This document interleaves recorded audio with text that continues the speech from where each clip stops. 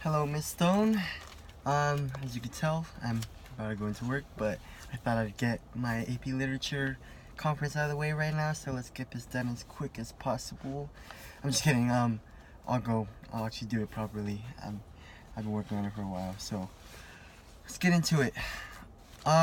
So today, obviously, we're going to be talking about art and literature, and I just wanted to say, before we all start, and I know we're not really supposed to talk about this, but um, this semester in AP Lit, it's been it's been big expression for in reading for me, because to be honest, before I really wasn't into reading, and I was understanding what we were reading about, but because of this semester, I honestly started to, I guess, pay attention more, and it was a big eye opener for just reading itself, like me trying to become more comfortable with interpreting and everything like that. So, from multiple works we have been discussed, we can depict these areas in which art can be discovered within the smallest to largest pieces of work that we had covered.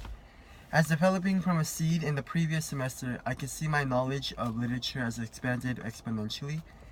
Utilizing multiple sources, I can understand and see critical areas in authors' works, especially when it comes to art.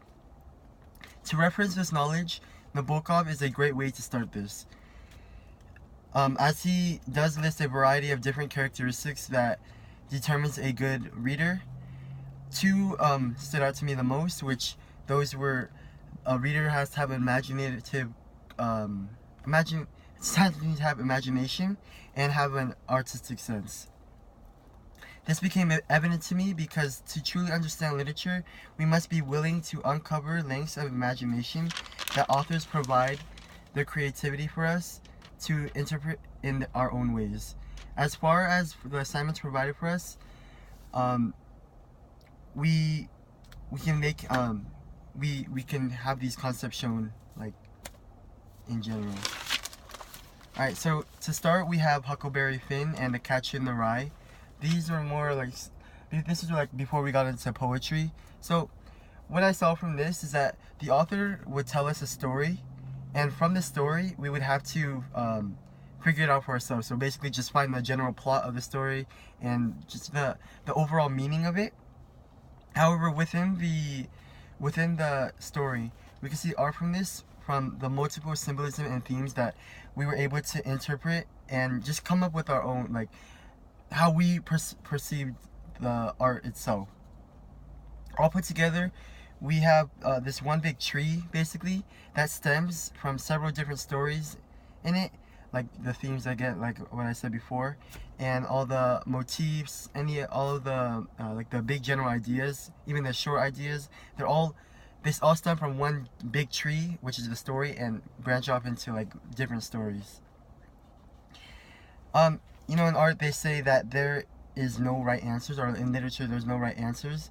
This gives way for us to be creative in our answers and not be wrong. So just let our mind wander out by itself, which I really think that it connects to art because it lets us be creative in how we perceive things and how we're able to look at the books itself. So as we got into poetry, we needed to be prepared for even more interpretation, because what it really is it makes our minds, or I think it makes our minds think more in depth, because most of the stuff we're talking about is figurative language, which we had to interpret those meanings to create that big story that the author wants us to the author wants us to find. My poem, Not Marble nor the Gilded Monuments, was fairly short. However, within just the short paragraph, or the short poem, me and my partner were able to discuss. We had to discuss a lot of things within this short amount of lines to be able to create something beyond what we could think, just a couple letters. Whenever I read poetry, I feel like it is just jammed with figurative language, and the figurative language I feel like the author is using to try to confuse us. But reality, it's more of them using this to find what we think it's supposed to be about, not just a set like idea of the storyline itself. There's multiple ways for us to see where it's coming from, and we have to just picture it in our own way.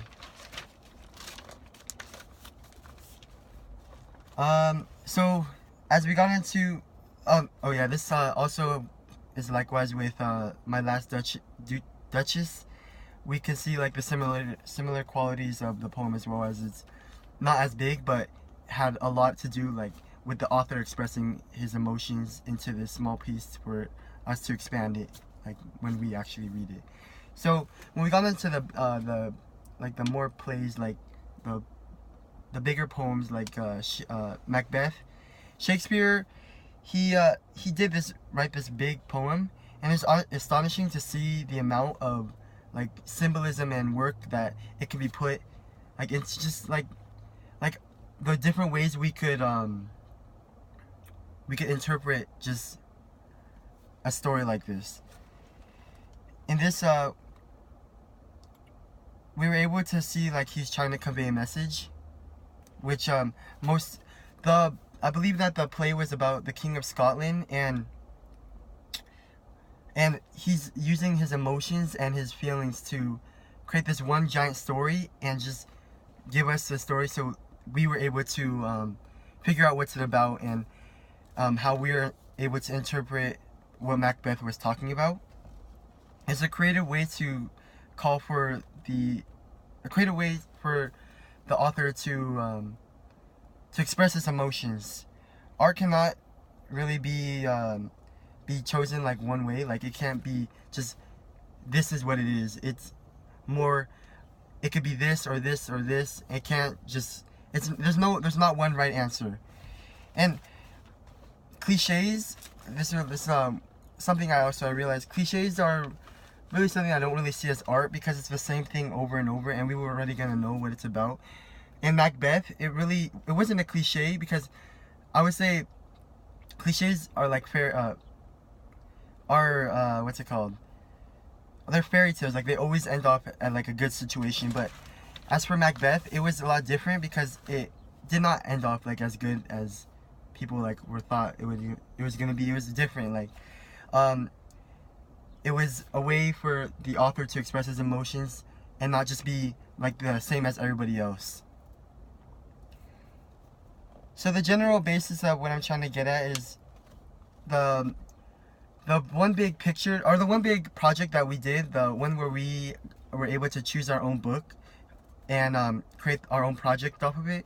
The book I chose was The Great Gatsby, and I know it's a really lame book because it's a basic book and everyone reads it, but for me, this book, it shows a lot of symbolism and a lot of themes that were it's just a bunch of things all based in one storyline that we could see multiple things from, like the American Dream, about love, just all of that into one small thing. And for the project, as we were able to create like our own interpretation of it, it allowed us to like expand our knowledge of what we wanted it to be, not what anybody else. So I would say if somebody did the same book as I did, it would be completely different, because we had different mindsets and different interpretations of the book itself.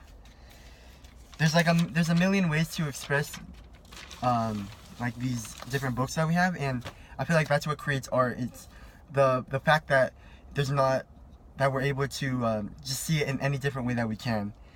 So basically, what I'm trying to get at is, I've been repeating it over and over, but art is not something that is set one way, but it's something that we could see from multiple views, multiple perspectives, and there's not really like a set storyline to it. So in conclusion, art can be anything you can want it to be. In literature, that's exactly what it is. Gathering knowledge of all these texts and interpreting it into what we want it to be, that's what's creative. That's what art is. And that's really all I have to say. time. I gotta go to work now.